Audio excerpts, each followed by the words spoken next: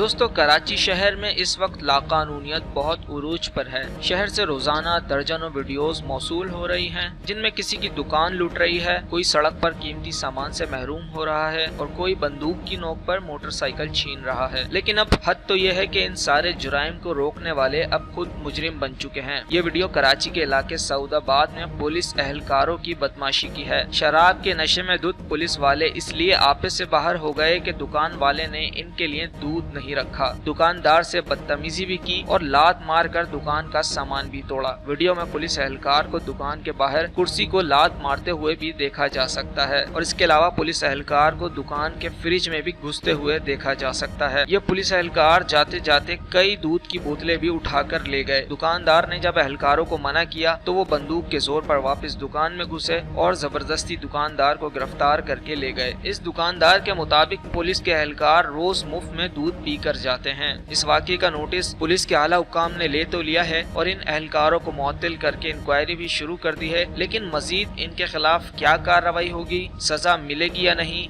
इसका कुछ नहीं कहा जा सकता।